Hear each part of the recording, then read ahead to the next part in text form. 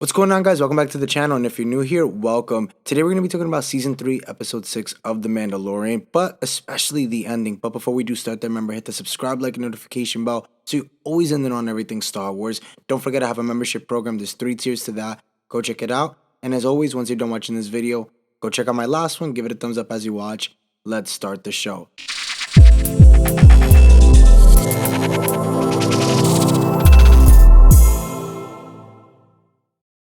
In the beginning of the episode, we actually got to see an Imperial ship that appears to be run by Mandalorians, and the Mandalorian leading the group is of Axe Wolves, who we saw in Season 2 and who used to fight with Bo-Katan. Also working with him is Ahsoka Reeves, who we got to see, aka Sasha Banks from WWE, well, no longer WWE.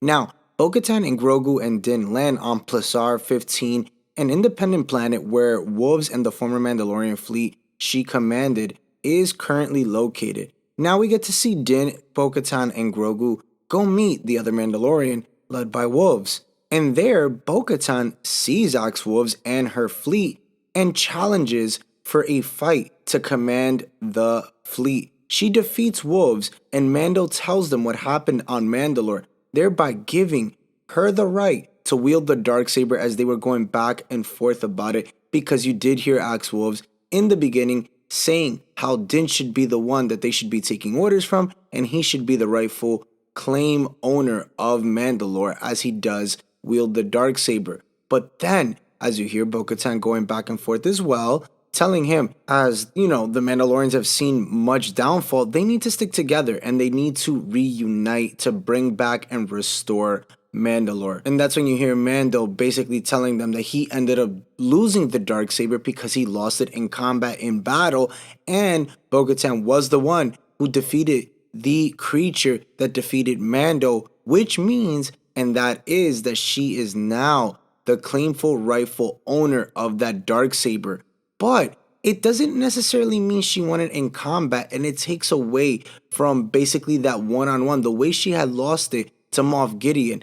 And now this raises questions about the Darksaber, and I feel like it kind of is ruining the lore a little bit more. Now, we've been talking about this here on the channel for a long time and talking about speculation and theory about how Bo-Katan would get it back.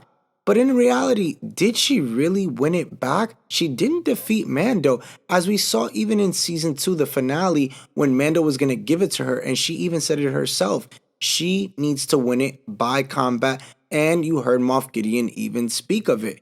So now it's like, is the lore kind of messed up? I mean, it just doesn't really necessarily make sense, because she technically didn't defeat Din. But I guess if they were going to throw a pitch for her to rule Mandalore and that's how it needs to go, I guess this would be the only other way, so that way they don't have to fight each other, so that way they can keep it peaceful, as they did say, and you heard both say it. Mandalorians need to unite and stick together to bring back Mandalore and stay and be stronger more than ever, especially now during these times, and knowing that Moff Gideon is alive and he is out there. But at least we can rule this out, guys. Talking about it from last video, definitely Axe Wolves and the Night Owls definitely have nothing to do with what happened to Moff Gideon. But overall, it was an okay episode. I have no really quarrel with it. I rank it 7 out of 10, but I want to get your guys' rank of the episode and what you think about this. What do you guys think about how Bo now has earned the Darksaber? And it wasn't necessarily through combat against Din. It just meant that she saved him. And it's surprising that he even got to remember that, as we saw, he was basically lifeless when she helped him. So it's like he kept that in the back of his mind, and he knew that a moment like this was gonna occur. It's like he saved that moment. Remember, for more Star Wars content, hit the subscribe, like, and notification bell so you're always in the know, and make sure to really hit that like button as you watch this video. Don't forget I have a membership program. There's 3 tiers to that, and as always, the Eternal Sith. Then, now, forever. Later, guys.